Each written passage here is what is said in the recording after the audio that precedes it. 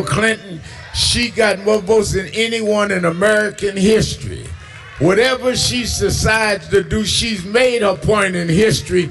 Now we need her to help us, whatever she decides, to change history around. I bring you the former Vice President of the United States, the Honorable Kamala Harris.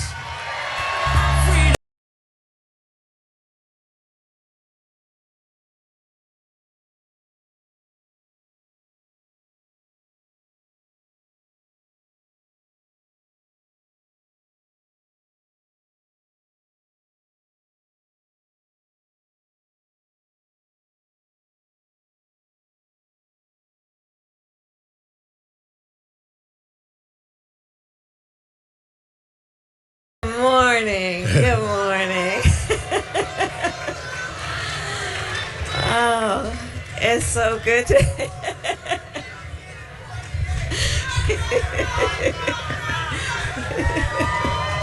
I think they're happy to see you. Oh, it's good to be back.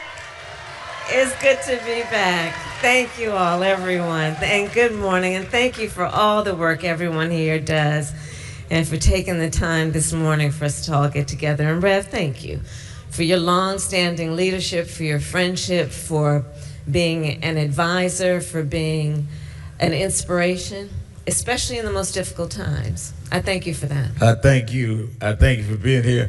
The first gentleman is with us too. Doug, stand up, Doug.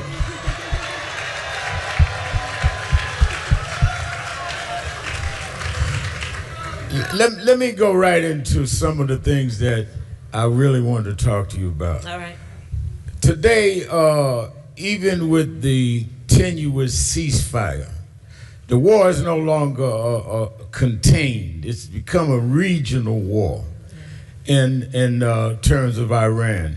And we get mixed signals from the president, which is not strange to me. That one day we're going to stop, one day we're going to start, one day it's not a war, one day it is. And on Easter Sunday, using all kind of profanity and attacking a religion or mocking it. I mean, from the first strikes, you have been about your opposition to this war and to this engagement. And as you see it now, explain to me why there's such a danger on a global level, which I believe was the basis that you had opposed this engagement from the beginning and had said that. And it seems like, not that you wanted to be right, that you have been right, because we're losing lives on all sides and we don't even know why. That's right. Well, you are correct, Rev. From the beginning, I have been unequivocally opposed to this war of choice that Trump has entered.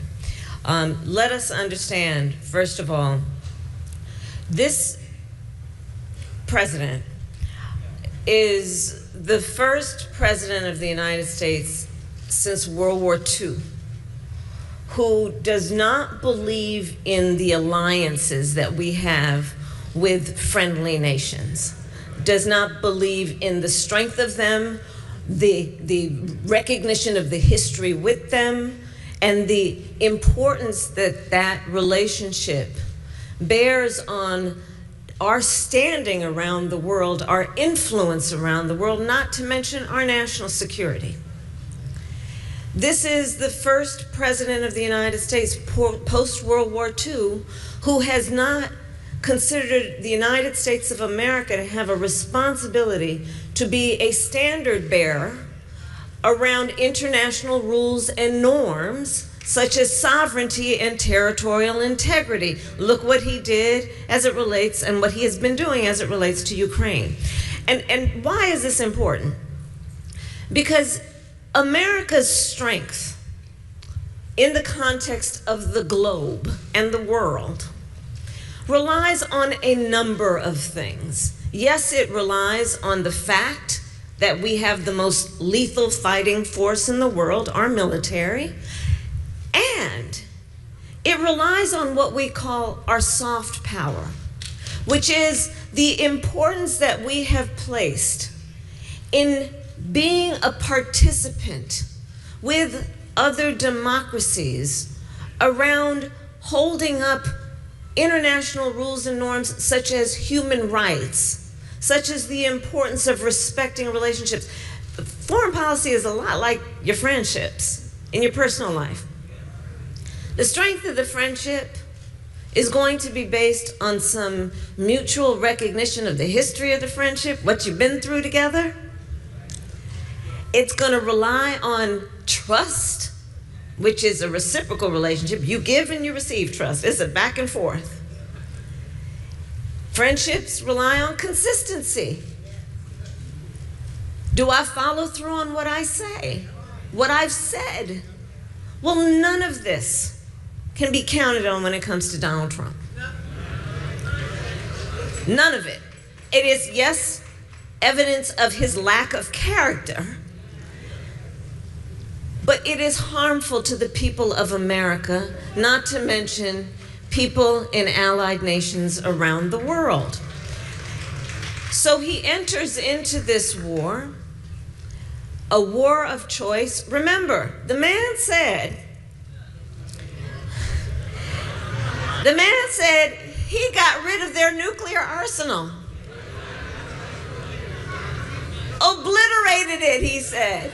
You know how he likes to use those kind of words? Obliterated it. Which is not an ambiguous term. That means you took it out. Well, evidently he didn't do that. He is causing U.S. service members, 13 to have lost their lives, hundreds, it is estimated, of others to be injured, some very seriously, putting U.S. service members at risk. Abandoning alliances. He's been pointing fingers at NATO, right? So understand what that is. Those are friends of ours that we have had, and that bond formed mostly out of what happened in the 1930s, again, post-World War II. Under our administration, we expanded NATO. We brought 2 more countries in. He's now pointing fingers at these friends of ours who don't want to go along with his war of choice. And I mention all of this to say 2 things in particular, which keeps me up at night, frankly, as your former Vice President of the United States. And it is this. America has increasingly, under Donald Trump, become more unreliable as a partner to our friends, and America has increasingly, second point, lost influence. So when we otherwise could say, you know, in X country, we're concerned about human rights violations, even if it did not directly affect our national security, we had some level of authority to speak about these things in a way that we had earned the ability of people to listen and pay attention and maybe try to do better. We have become more unreliable under this man, and we are losing influence. And my concern is not only just the fact of it, but it's going to take a while and some serious work, way beyond the end of this man's term, to regain whatever we had. I will tell you, Rav, though, what gives me some sense of optimism includes this. As Vice President of the United States, I met with over 150 world leaders, presidents, prime ministers, chancellors, and kings. Many of them multiple times, and formed relationships. I have traveled the globe many times over, and I will share with the friends here, one thing that I realized is that the relationship that we have with allied nations, yes, can be forged and reinforced by the leaders, but I will tell you, the true strength of those relationships is the people of those nations feeling some level of identity and connection with the people of our country. And that includes the people in this room. Because I will tell you, in meeting with so many foreign leaders, the first foreign leader that I invited to my home as vice president was then German Chancellor Angela Merkel. I had her over for breakfast. And we sat down, it was called a bilateral meeting. We sat down and we talked about everything. It was before Russia invaded Ukraine. We talked about Russia and China and a number of things. And then she leaned over to me and she said, please tell me what's going on in your country with voting. Because she was very concerned about the erosion that she was reading about and hearing about in the United States around obstruction of voting rights. I bring it back to Nan because here's the point there. She was fully aware of the leaders and the activists and the heroes that we honor who fought for voting rights. She knew of the struggle. She knew of the work it requires, and she knew what was at stake. And I will tell the folks here that, again, part of the relationship that we will ever have with the people of other nations will be because of folks like the folks in this room who are always fighting for the ideals of America, always fighting for what we know to be true commitment to freedom, to justice, to liberty, and to equality. So there we go. Now,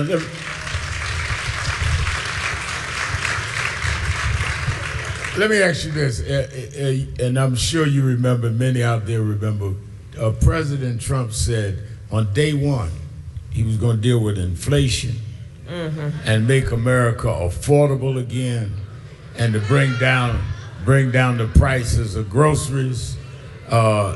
It's safe to say these things didn't happen. So, I mean, what do you make of this? I know, you know, I'm the preacher, but you practice better than me. I'd be up in the middle of the night saying, I told you so, but how do you, on a serious side, deal with the fact that we are dealing at a time, this war exacerbates it, what's going on with the Straits of Hormuz all exacerbates it, and we're paying for this. This is not just some foreign affair issue somewhere else. That's right. The American citizens, black, white, red, blue, don't matter, are paying for this war. And the American citizens will always pay for war.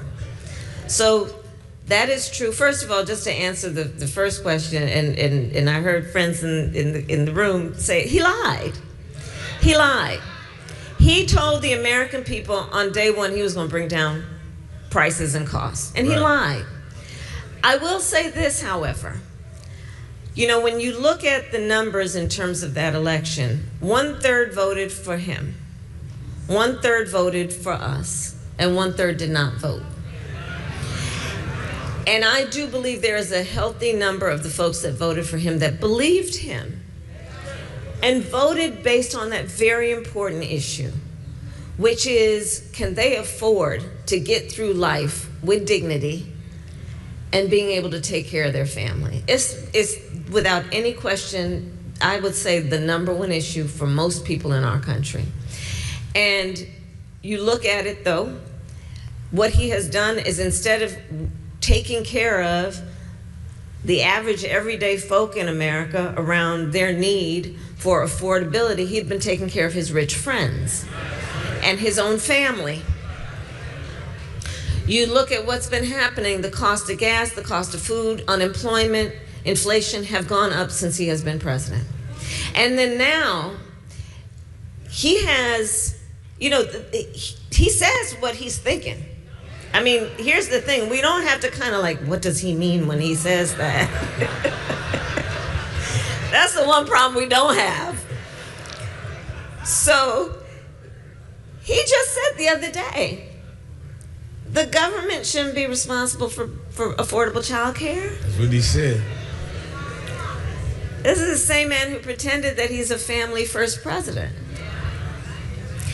They're asking for at least $200 billion. I heard today the number may be as high as $400 billion, $200 to $400 billion for this war. Meanwhile, they've cut Medicaid, premium prices for health care have gone up, SNAP benefits, WIC. Everybody in this room knows what WIC stands for, women, infants, and children.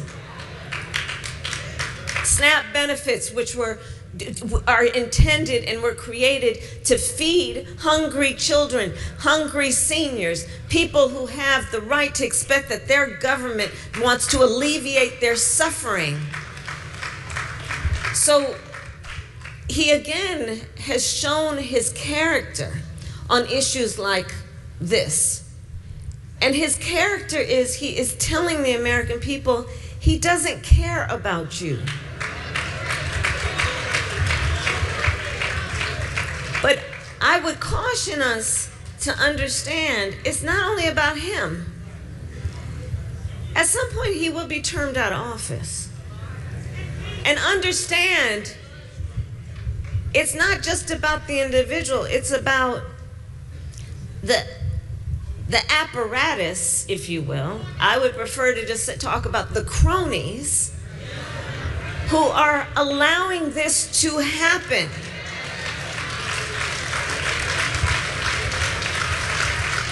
Members of Congress, Rev, I'm going to use the F word, who are feckless. It's an appropriate F word. Who don't, and I served, as you mentioned, Rev, in the United States Senate for 4 years. I know a number of these folks. And I know that so many of them know what's wrong with this. I know they know it, but they don't have the courage to stand up. They want to walk around with their flag pin, having their staff run around and chase them like they're royalty. They don't want to give up those jobs. And they know it's wrong. The other thing I've come to, I know we're all spending a lot of time thinking about how could people be this way. I've come to the realization that, some people are purely transactional. By that, I mean they're in it for what they can get out of it, and whoever is harmed in the process, so be it. They're not burdened with doing what is morally right, what is principled, what is value-based. They're in it for what they can get out of it. And the second point I've come to realize, sadly, is that I do think it is part of the frailty of human nature for some, which is the need to just be next to power, no matter what it does. And these are the things that we're seeing come from people who are otherwise powerful and have taken an oath to represent the people in their best interest. So this is what we're seeing happen. I think we need to be, we need to understand it's bigger than him. We have midterms coming up. And anyone who is facilitating this, either by their silence or actively, needs to be held accountable.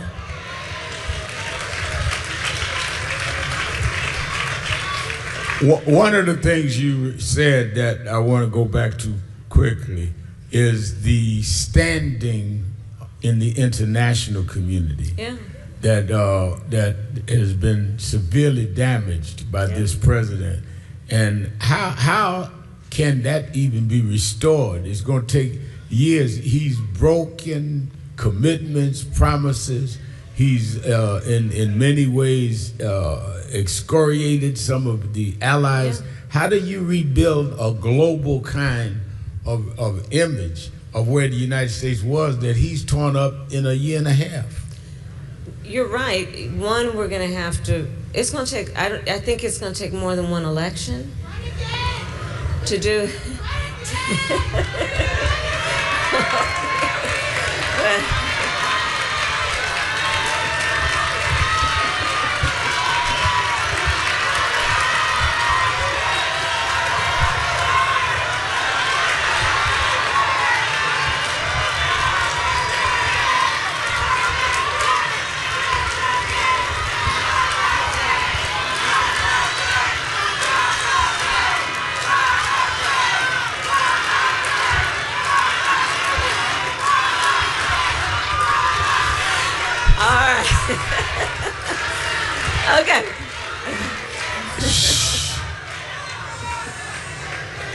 Now, y'all know I don't allow disruptions at my convention.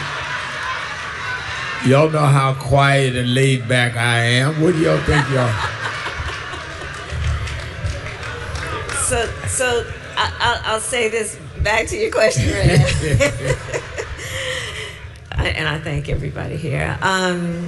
You know, it will be about what it's going to take to repair and revive relationships, but there's another piece to this that is equally problematic, which is, you know that saying, nature abhors a vacuum, right? I mean, back to the point about relationships. The other thing about relationships we know in our personal life, you have to be present. You have to be there. So the other thing the man has done is he cut USAID, which was a commitment that we made and funded over many years that the United States of America, we still didn't fund it enough, by the way, but we did fund it, aid that we would give to nations in need, whether it be because they were dealing with a health epidemic. You know, for years it was HIV, AIDS, cholera, hunger, and through USAID, we would give aid and assistance to nations in need. And by the way, that was not pure benevolence. There was also an understanding when you do that, you earn the credibility to then talk about some other things. Right. So it's not like it's purely selfless to do it. It's not like, you know, what they would have you say, oh, American tax dollars shouldn't be going to this. America benefits from that. Our national security benefits from it, if you want to understand, right? There's multiple purposes. Well, he cut that. So we're not giving that level of aid. But the other thing, nature abhors a vacuum. When you are not present in these relationships, other people will fill the void. So see China. I mean, somebody asked me the other day, what's your take on China's connection to all this? And I jokingly, half jokingly said, well, China's just sitting back eating the popcorn. But what they're also doing is filling the void. When I was vice president, I was very intentional, and one of the things I'm very proud of is I was doing the work of attempting to change the narrative around the relationship between the United States of America and the continent of Africa. Because, you know, we have historically, when we have worked on the relationship, it's been about aid, but my point was it needs to be about partnership, right? Understand that on the continent, the median age, I think now, is about 19 years old. The prediction is that by the year 2050, 1 in 4 people occupying Mother Earth will be on the continent of Africa, which presents either a wonderful opportunity for partnership and investment, understanding this population of people are going to have such a huge impact on the future of the world, or it's going to present a risk if we just ignore the needs of the people who are there. For example, in many African nations, their economy is based on agriculture, right? So the work that we could do in partnership around new ways of, you know, I've been spending a lot of time in the South, as you and I talked about. When I leave here, I'm going to North Carolina, South Carolina, and Georgia, and then Arkansas later. But agriculture, and in fact, some partnerships with our local farmers and farmers on the continent. Well, he's pulled back, because, you know, the way that he's thinking of foreign policy, it seems, is when he talks about America first, it's to withdraw from these relationships and these connections. And then he kind of acts like a mob boss. So then he's kind of like, well, you know, you take Eastern Europe, and I'll take the Western Hemisphere. And then you over there, you get Asia. And we'll just divide it up, right? Instead of understanding historically, America has always been about our global leadership, imperfect though we have been. So what is happening is, by withdrawing for a number of reasons, not to mention what he has called African nations. Yeah, that's whole countries. Right. What is happening is, the other thing that is going to require the work after he leaves office is understanding that people have filled our void. in particular China. And how's that going to work then when, again, relationships are based on who's been with me, who's been here? I'll give you another example, and then we can go on to the next question. When I was vice president, I spent a lot of time focused on the Indo-Pacific. So again, you got to be present. So I spent time and traveled to Vietnam, to Singapore, to South Korea, to Indonesia, to Japan. Why did I go to those places and have multiple meetings with those leaders? Because China is attempting to influence that whole region of the world, which we have a direct connection to. California is right in the Pacific, right? 40 million people. We have a direct interest in what happens in that region, so we need to be present. You look under the Trump administration, they have pretty much withdrawn from our relationships with Indo-Pacific countries, again, leaving a void. So while he struts around boasting about how he will annihilate a whole people, what he is in fact doing, and this is why it's important to watch what he does and not just listen to what he says. What he is doing is making us weaker, unreliable, and less influential.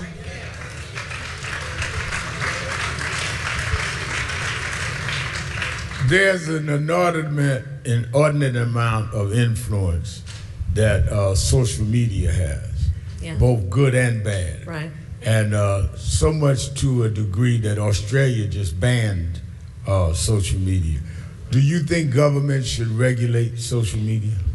So I actually was in Australia in the last 12 months twice and met with the commissioner who championed their this restriction for social media for children 16 and under. It's interesting. She says she preferred to not call it a ban, but a delay. So this is how she thinks of it. It's a delay on when children can have access to social media.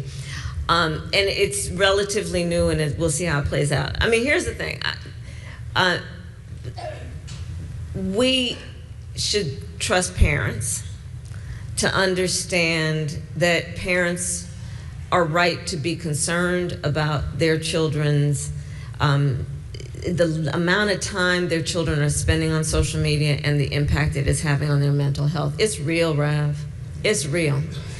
And you know, over 30 states now in the United States have, for example, banned cell phones in schools and are seeing very positive outcomes for that. And I think that is something that we are seeing, that increasingly we're seeing that whatever the drawback, the benefit outweighs the drawback. But the work that has to be done is understanding that also we've got to have guardrails on what big tech is doing. And whether it be social media or what's happening with AI. Back to the social media piece, I was actually very pleased to see that of the advocates for guardrails on social media were all these parents who just won that case against Meta and YouTube around the harm to children, so many of whom have actually died by suicide. You look at, and when we talk about suicide rates among children, and then you look at the suicide rates among Black children, we cannot ignore the reality of how, among the many factors that impact the mental health and well-being of our children, this is one of them. And the additional point I would make is, if we're sitting around waiting for governments to handle this, we may be sitting around for a long time. And I will say, though, states are taking it on, like New York has done some interesting work, California has done some interesting work. So governments can, but again, this administration through Trump has basically said it's either federal legislation or nothing, but you know there's going to be no federal legislation because half his cabinet are invested in the technology and are in the pocket of big tech. So where we would like to know and believe that government traditionally has a role to play in reducing harm, You know, we're seeing it with some state governments. I don't know if we're going to see it with the federal government anytime soon. Then you could say, well, then where else could the protections come from? Well, it's not going to come from the industry itself, because the industry has already figured out a business model where the algorithm is fueled by fear. And fear fuels the algorithm, and the algorithm fuels profit. So that's going to be difficult to expect that they will self-police, because they pretty much said that they're not going to. So then who's left? This is where I say the consumer, who, as we know, when we know our market power, our ability to have an impact on the marketplace, we can actually create movements that are about progress. And part of that will be, and I say this to Nan, is the work that we will continue to do to educate the people, the public, our friends and neighbors, the folks where we organize, to help them understand the effects of social media so that they will know what to demand of the market. One of the things that Nan has been on the forefront of, and that you've been there longer than most, is voting rights and the protection of voting rights. Yeah. I am honored to have in one of our offices a picture of us marching across the Edmund Pettus Bridge, and you were helping to wheel one of the foot soldiers. Yes, and I and Ben Crump was with you. But you've been to Selma before you were running for president. Voting rights is at risk. Yes. With the whole way he is now trying to change the qualifications for voting. Yep. Passports, which is a poll tax, because if you don't have a passport, you need almost $200 to get one. Redistricting.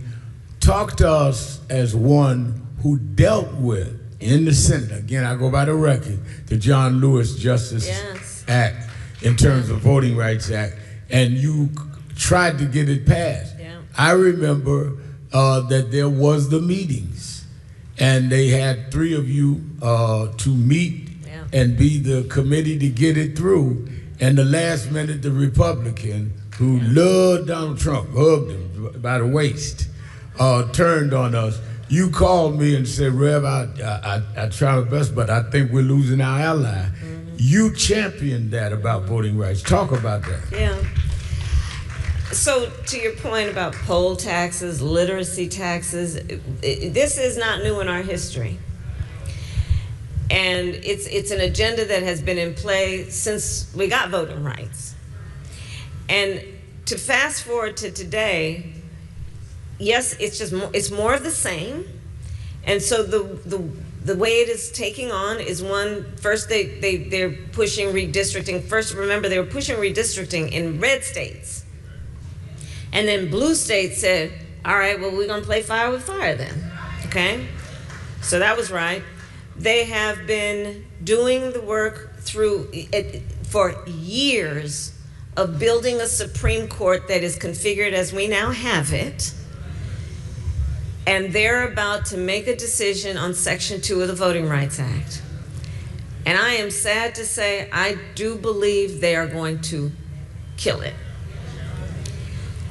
And that will mean that the legal tool that we have to be able to litigate in a court what are clearly racist, influenced laws to prevent certain people from voting, we're going to lose the tool that we have had before.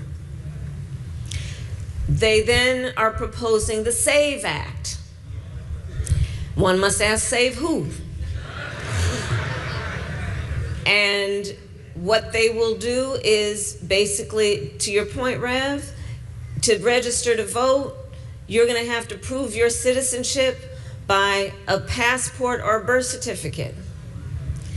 So it is estimated that over 20 million Americans don't have a passport or access to a passport.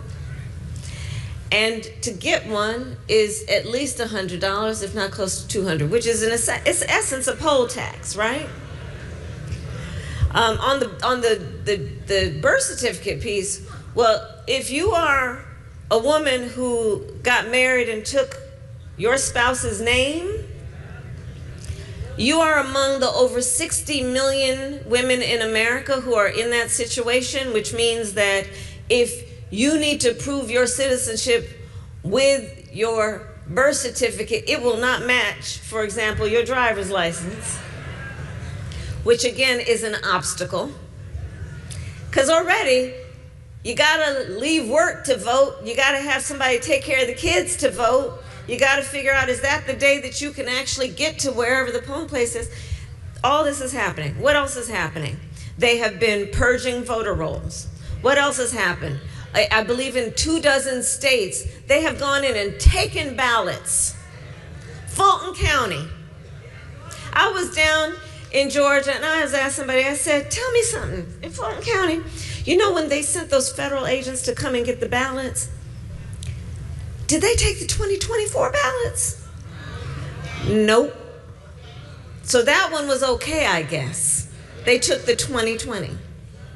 And then he comes up with an executive order around mail-in voting.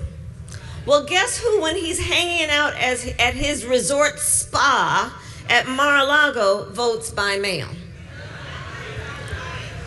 So not only is the intent to obstruct clear, the hypocrisy, again, as always, abounds. Here's what I'd say. First of all, as part of our activism and our work, we're going to have to register folks to vote, as we always do. But I'd start with this. Ask folks to make sure that they check right now their voter status. Don't wait until election day to see if, for example, your name got purged from the rolls. Ask today for folks to check on their polling location, because part of what this shell game they've been playing includes closing the place where your mother and your grandmother always voted, so that on election day, she's going to that local elementary school to find out it's not a polling place any longer. So let's do some of the work right now. Then the last point I would say on this, Rev, and I think I know it's a bit controversial, but here's how I feel about this. You know how I was talking earlier about how people are so transactional? I think we need to be transactional voters. I think, yes, it is right when we are trying to get folks to register to vote and to go vote, and it is absolutely right that we remind everyone of our history, especially when they're trying to erase it. We remind people of the lives, the bloodshed on the Edmund Pettus Bridge, the sacrifice of those young people at the lunch counter, the assassination of Dr. King. There are so many things that we must remember about history, so that what compels us to vote includes not only our civic duty, but honoring the ancestors. Yes, and here's what I'm suggesting in addition. Get yours. Vote and say, I'm voting because I expect something out of this. You're not going to take for granted that I'm going to vote because I'm a good citizen and it's my civic duty to vote, so that you don't even worry about whether you're producing what I need because, oh, we can count on them to vote because they remember the Edmund Pettus Bridge. I'm saying it's okay to also give people permission to be transactional and to say, if you're going to get my vote, this is what I expect. I'm going to vote because I expect to get something out of this. I'm going to get mine by voting. That's what I would offer. I think it's okay to give people permission to be transactional voters. I know we are over the time, but I need to ask you this. There was, slow down. I promised Ms. Harris a certain time. I'm going to respect the time because I'll need her to come again. This is a convention, not a revival.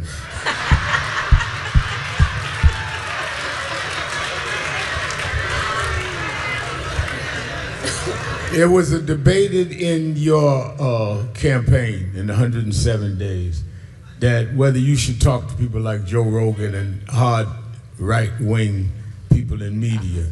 If you were to run again, would you talk to them? Yes, I would. Listen, I will talk with anyone if it means talking with the American people. What I do not believe in, but however, is gatekeepers. I do not believe in the theory some people would push, which is that you got to go talk to that person to talk to the people. I don't believe that, and I don't believe in that, and I don't believe in gatekeepers. So, yeah, and I wrote about it in my book about the Joe Rogan piece. But yeah, I'll talk with folks as long as I know that the ability in that moment is to talk to the American people. So, in your openness to talk to the American people, as I said in introducing you, you and I go back over a quarter century. Yes. And if there's anyone that has had open communication, is you and I. Mm-hmm. So are you going to run again in 28? So, here, okay, I tried to be subtle, but I just figured I'd go right at it. Well, that's as subtle as Reverend Al Sharpton could ever be. We love you for many things, but not being subtle. Listen, I might. I'm thinking about it. But let me say this. I am thinking about it. But let me also say this. Look, I served for 4 years being a heartbeat away from the presidency of the United States. I spent countless hours in my West Wing office, footsteps away from the Oval Office. I spent countless hours in the Oval Office and the Situation Room. I know what the job is, and I know what it requires. I also know, one of the things that I've been doing, Rev, is I've been traveling the country the last year. I've been spending a lot of time in the South and many other places. And the one thing I'm really clear about also is the status quo is not working. And hasn't been working for a lot of people for a long time. And part of the issue is the need to get rid of some of the bureaucracy in government, and to understand that the people they don't want process, they want progress. And that's the work that needs to be done. I think that, look, the American people have a right to expect that anyone who wants to run for office and be a leader, that it can't be about themselves. And what they want for themselves, it's got to be about the American people. And that's how I think of it. And I am thinking about it in the context of then, is who and where and how can the best job be done for the American people. That's how I'm thinking about it. I'll keep you posted. I'll keep you posted. Okay. All right. All right. Vice President of the United States, Kamala Harris. Come on.